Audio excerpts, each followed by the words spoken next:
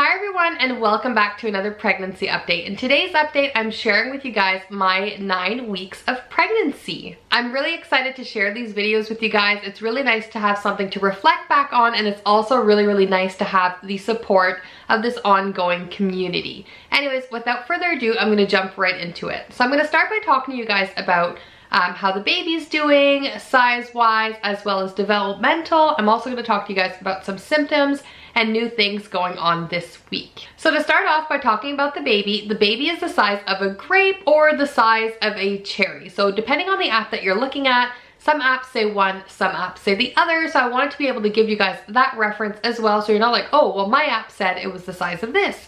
The cherry and the grape is about the same size if you look at it, which also compares to an inch long. Baby is doing some growing and some developing as well, and it does say that in the next few weeks the baby is going to double in size and be about 2 inches. So the baby in my body is working really hard to grow this little person and to make sure that he or she is striving really well. As for developmental, the baby's heart is breaking into 4 chambers right now. He is also getting teeth buds, which obviously he won't be using for a very long time, but the teeth buds are definitely forming right now, and the baby has completely lost his tail, which is great. It doesn't look like a little tadpole anymore. The baby actually looks like a little baby, maybe like a little alien baby, but it still looks like a baby, and it's just so adorable and so cute to think like you're not even showing yet and you've got this little human just growing inside of you. It never gets old. It always gets me to tears. It's just so exciting, and I'm so blessed and so happy. And lastly, when it comes to the baby or the embryo or the fetus, the embryo is considered a fetus this week. So that's really good as well. It's just nice to see the evolution. I've always called my pregnant belly or the baby inside my belly a baby from day of conception. I'm sure a lot of you guys do as well. But in medical terms, it starts off being an embryo, moves up to being a fetus, and then when the baby is born, it is considered a baby. So that is also super cool. If you didn't know, I just want to share that little tip with you guys. Moving on to some symptoms. So symptoms have kind of fluctuated quite a bit this week. Some of my very heavy symptoms from previous weeks have kind of subsided a little bit, and other ones have kind of taken the leap. It's gonna be like that throughout your whole pregnancy. You're gonna have some that are a lot less desirable. You're gonna have some that aren't so bad. I'm gonna break that down for you guys right now and share that with you. All right, so for the symptoms that have decreased, my nausea has definitely gotten loads and loads better this week. I don't wake up nauseous anymore, knock on wood. I can get up in the morning, have a coffee, have some breakfast, take my prenatal vitamin, and I feel good. I never used to be able to eat in the morning, and then I was hungry and I was even more nauseous, and that was really difficult. I couldn't take my prenatal vitamin, but now I started taking it on a full stomach, and I feel a million times better than taking it on an empty stomach. I used to be so nauseous after taking it, and it was not pleasant at all. So now I can do it and it feels so much better. The second thing that has kind of decreased this week is bloating and gas. In the first few weeks of pregnancy, I had terrible gas pains, bloating in my abdomen. I couldn't wear any of my regular clothes because I was just so big in that area from bloat and gas. And that has kind of subsided quite a bit. Obviously, tummy's not shrinking too much because it's only gonna grow from here. I had 2 pregnancies that were relatively close together within about 12 months. So you start showing a lot quicker in your second and third and fourth pregnancies. But it has definitely subsided, which I am super happy about. I also haven't gained any weight yet, so that's super exciting. I'm monitoring that, trying to eat as healthily as I can, trying to be active even on days that I'm exhausted and I don't feel like it, or the weather is not so nice. Even taking a walk through a mall or a grocery store is definitely going to get you moving. Doing a little bit of prenatal yoga is also good, some stretching. Whatever you can do that has gotten your butt off the couch is obviously something that's going to be beneficial towards you and for your baby. And I have also read and understand the fact that the more active you are, the more healthy you are during your pregnancy, typically can lead to an easier birth and delivery. So I'm also hoping for that.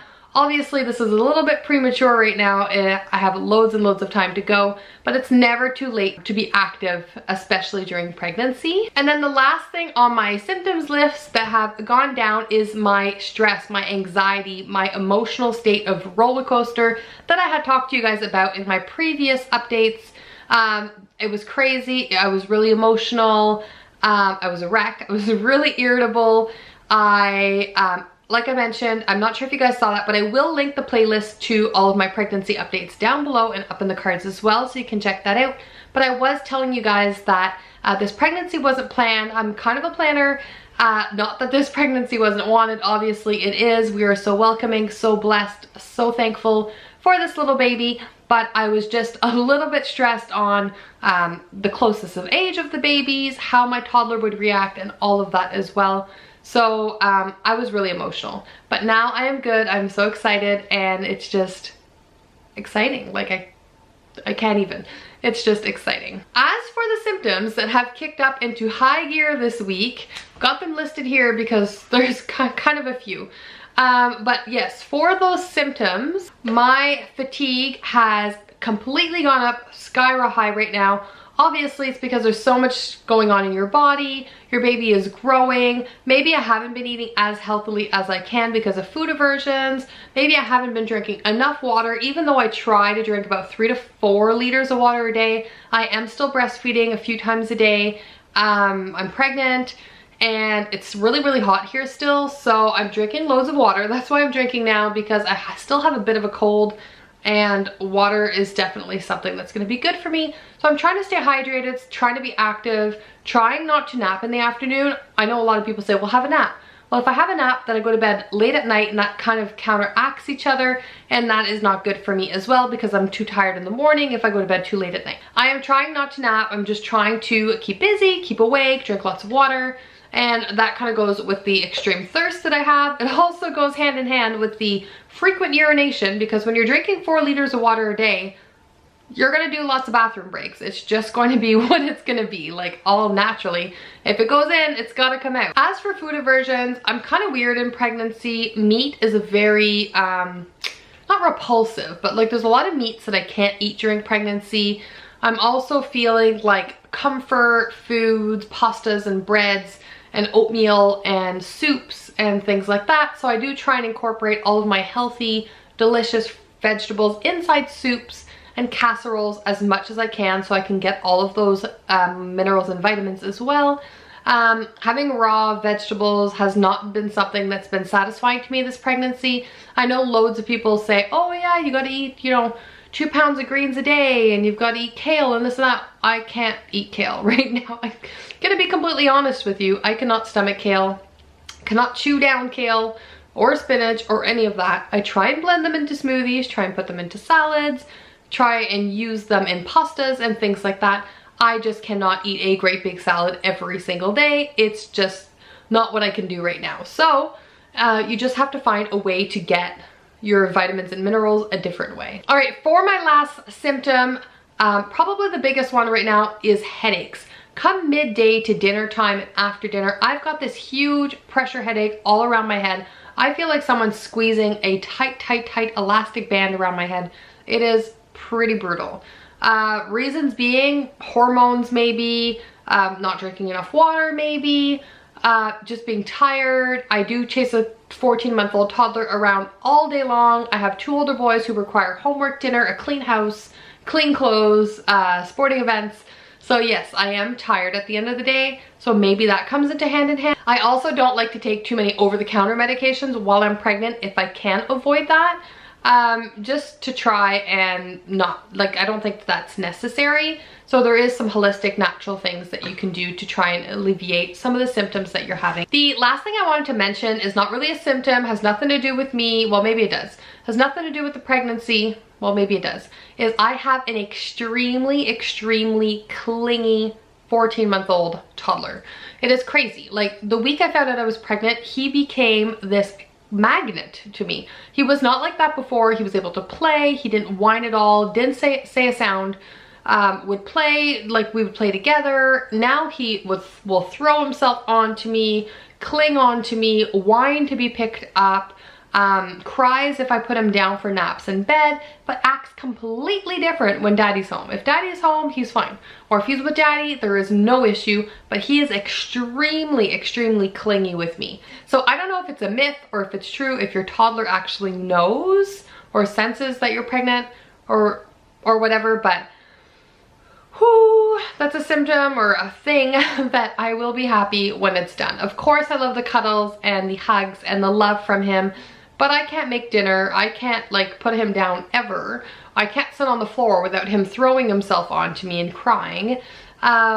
So yeah, I don't know. Let me know in the comments if you guys had a toddler and you were pregnant, a young toddler or even an older toddler, and let me know how they reacted towards your pregnancy in the beginning. Because he obviously doesn't understand at 14 months old that there's a baby in mommy's tummy, but he probably feels it, I'm assuming. Anyways, yeah, let me know in the comments so that I know that I'm not alone in all of this. Alright guys, so that sums up my 9 weeks of pregnancy update. I hope you liked this video. If you do, don't forget to give it a thumbs up.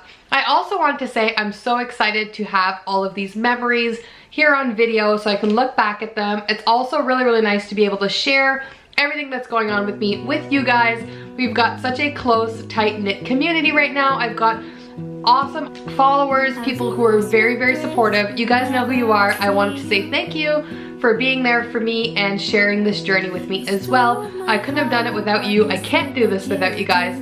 And it just makes me so, so happy and feel so blessed to have you all. Anyways, guys, thank you so much. And if you're new, I would love to have you subscribe and join in. Thanks for watching, guys. Like the moon needs the sun, we don't care about the others.